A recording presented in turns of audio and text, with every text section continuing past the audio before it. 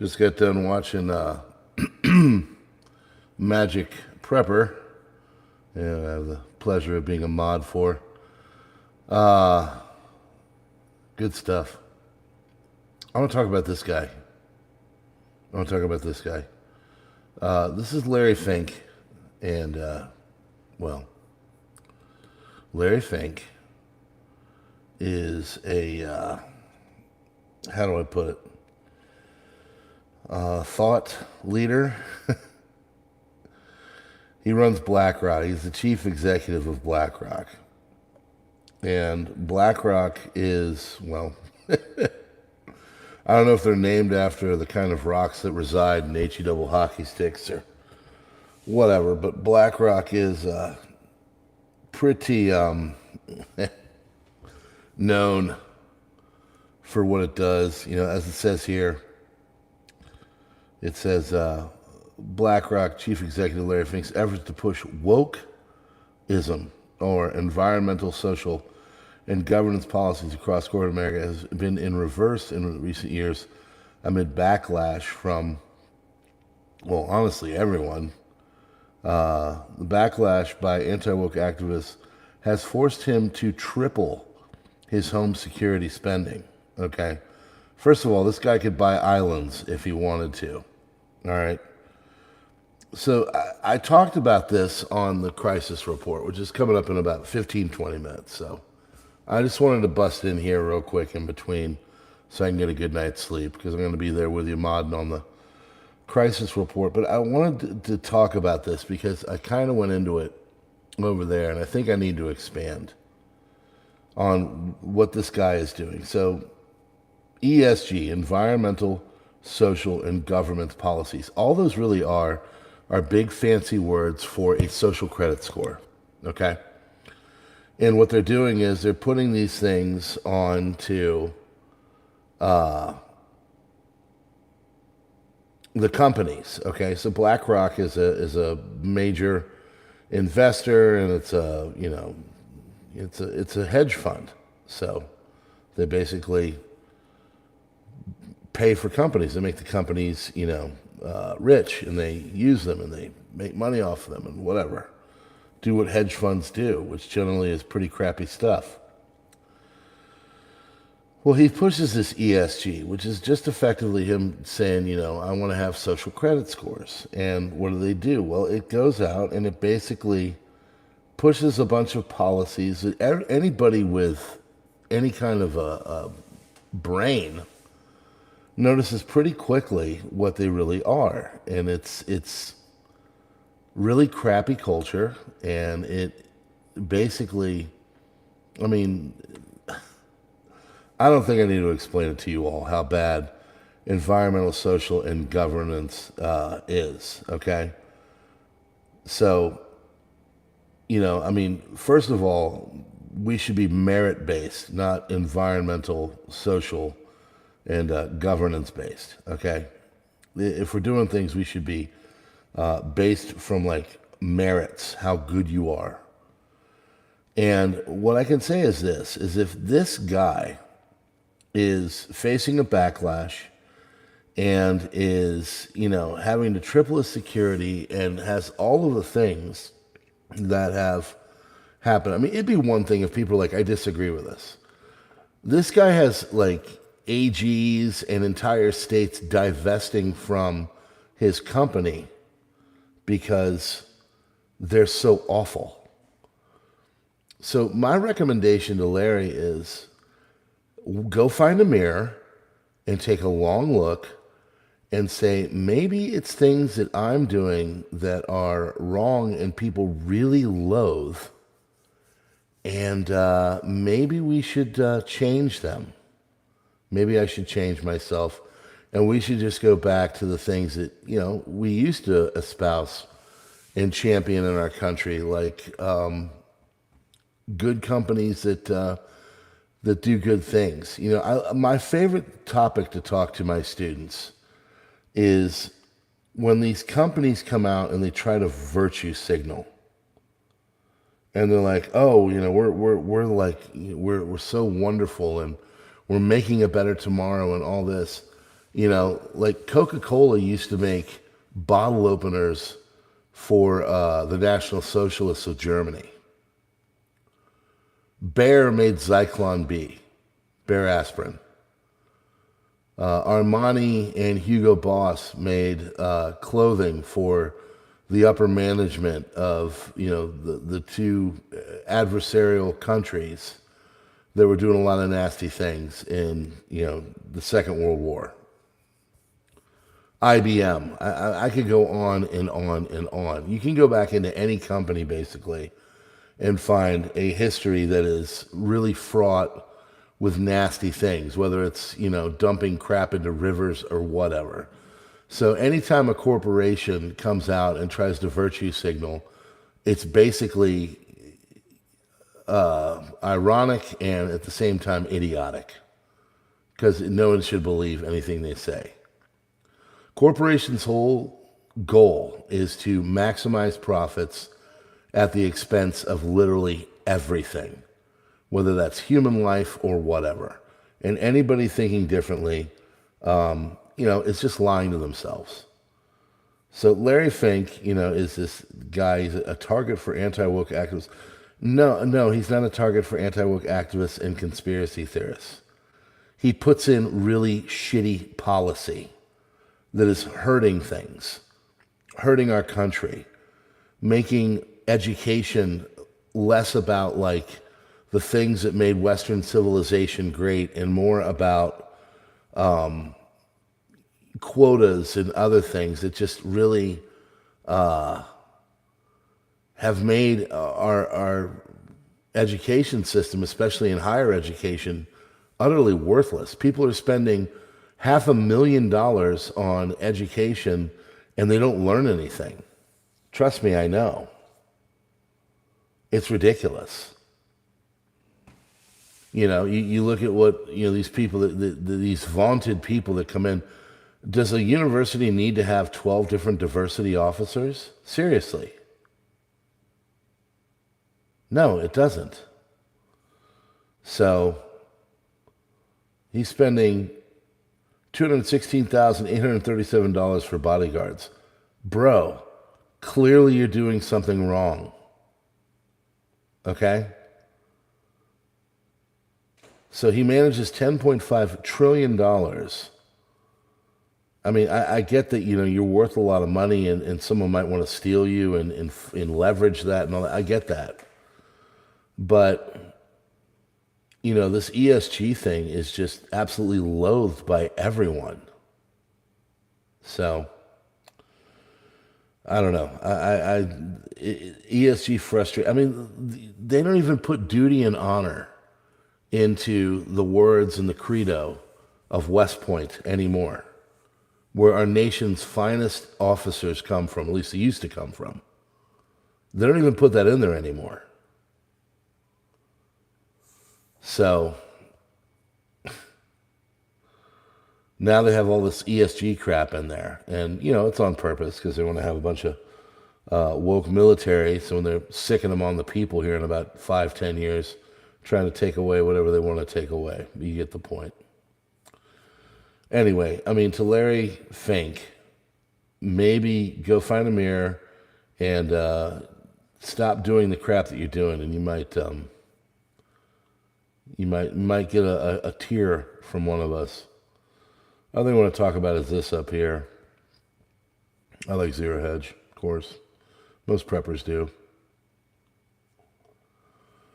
I hate it when it does this. I'm not subscribing. Our city's turned into a war zone every night. So again, this is not directly related to like ESG and stuff like this, but it's this whole mentality that has turned our cities, New York, Philly, Baltimore, Washington, D.C., Chicago, San Fran, and on, into, violent crime havens. Because this mentality that basically branches out from ESG. How does it do that? Well, supposedly we have to be very sympathetic to our inner city people. and kid gloves, if you will. They're way overburdened with the pressures of the police. Well, maybe that's because you've got jackasses like this guy, beating in cars and stuff and stealing every night. Maybe this guy doesn't need a hug or not to be patted down. Maybe he needs a frickin' nightstick to the throat, Seriously. Crime isn't going up because we're over-policing or we're too, insensitive to our inner city youth. It's going on because there's no fathers in the home. There's drugs all over the city, in these cities. And they're basically just gang, centers at this point. And these kids are making all kinds of money off of it. Education system is a joke, again, because it all stems from this crap that this ESG stuff is doing. So that's why there's anger, Mr. Larry Fink. The reason why is because you've literally made a mockery of our country and the morals and everything that we had that used to make it so we actually gave a crap about these places. I used to live in New York City. It was a cool town. This over 10 years ago. I wouldn't move there now. I live not too far away from Baltimore and D.C. I wouldn't go down there after 7 p.m. Cousins live in Philadelphia. I wouldn't go down there after 7 p.m. Why is that? It's because of carjackings, murder, drugs, homelessness, and other things else. So, it's a war zone, as it says. A teen takeover. Why are there teens taking over? You want to fix this stuff? Go after the parents. Yep, I said it. Go after the parents. You don't like what's going on? Go after the parents. Make it so the parents have problems. The one thing that happened, there was the case up in Michigan. And the kid went to school and brought like a thing. Now, I don't agree with that. I don't think the parents had anything to do with that. I don't know. I don't know the whole case. I shouldn't pontificate on that sucker. But these parents that are here in these inner cities are allowing these kids to go out and just do whatever the heck they want. And, one person noticed this as an educator. She said the kids nowadays, the problem is that they don't have consequences and they don't have fear. There's absolutely no fear of anything. They think that they're just, they can say whatever they want and do whatever they want, and there's no fear. So, teen takeover in Memphis. That shouldn't be a thing. Should be a mass police bust. That's what it should be. 16 teens thrown into jail because they, were out after the midnight and they shouldn't have been there. Stuff like that. Look at that. Are those like AK-47s in the back? What are those guys holding? I can assure you they were not acquired lawfully. We gotta get rid of guns. No. Law-abiding citizens aren't the problem. You could take every, law and gun off the planet. It's not going to work. It's not going to stop. Look at this. Look at this crap. It's just nuts. So, explosion of teen takeover events nationwide. This is, you want, what is this? Okay, what's going on here? This is what happens when your country is completely godless and overrun with, no fathers, basically. I've been a big proponent of this. I was telling my wife, she watches these crappy TV shows. I said, tap me when you find a TV show that's got like a dad and a family. Like I grew up in the 80s. Remember the sitcoms? Remember, all the different ones you could put in there? I mean, Cosby Show and, even like things like Full House and, there's like actual morals and like, a message and all that. There's nothing like that now. My wife is watching this stupid Killing Eve show, which is basically just about a bunch of people that if they're not killing them, they're doing them. Like they're either having sex or murder. Like what kind of society do you expect to have around you? And my wife's excuse is look, I do a really hard job and I just want to watch mindless television at the end of the night. I get that, but when it's all you have to choose from are these like really crappy shows.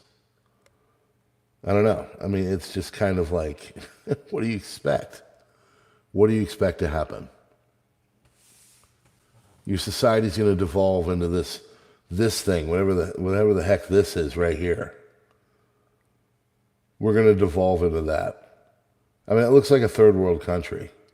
Looks like a African warlord just took over a village. Seriously.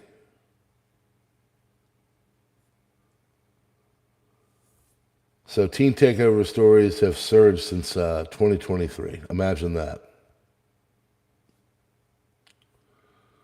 Yep, look at that. And I know people don't like Elon, and I don't trust anyone that makes billions of dollars. But the things he has right there, that right there, safe cities, secure borders, neutral judiciary, sensible spending, and like a pro-environment. No problems there really, as long as you're not, wacko.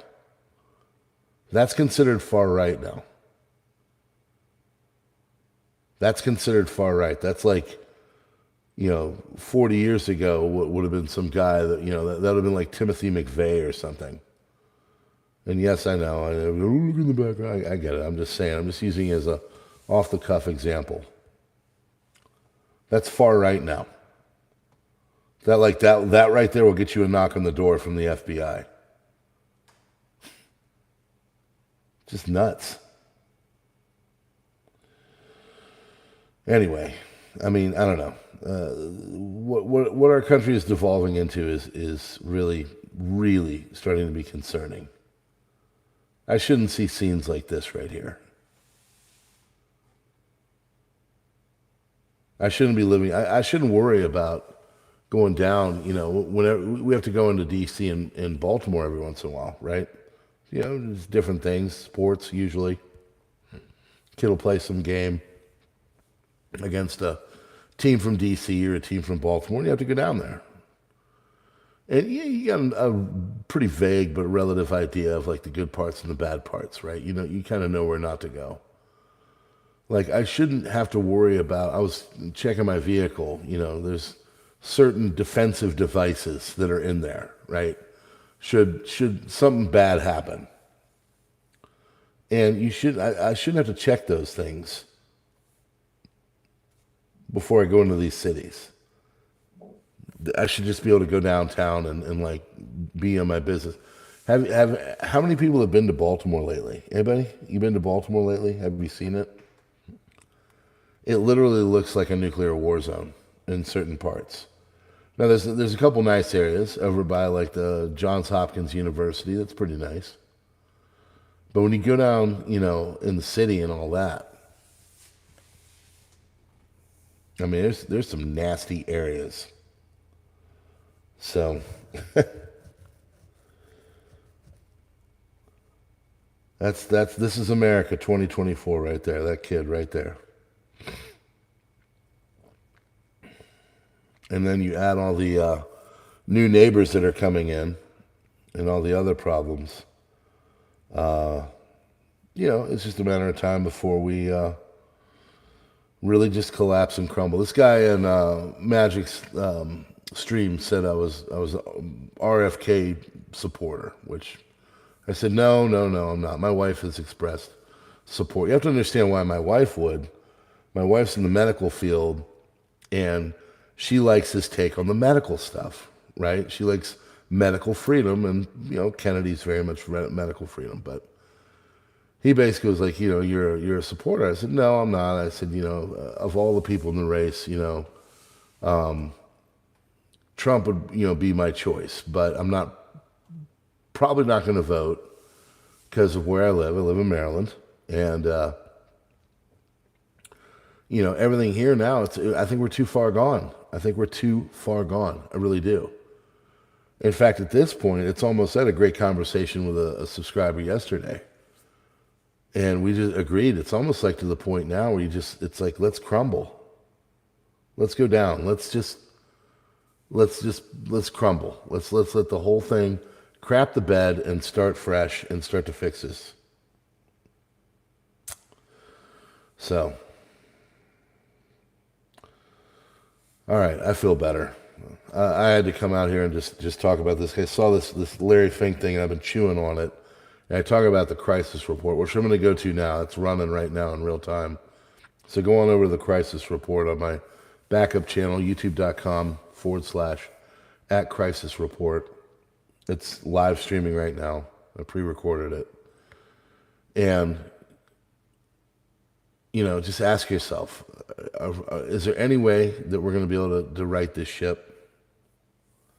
Because I personally don't think so. All right, friends, hit the like button, do all the little engagement things. God bless, and we'll see you on the next one.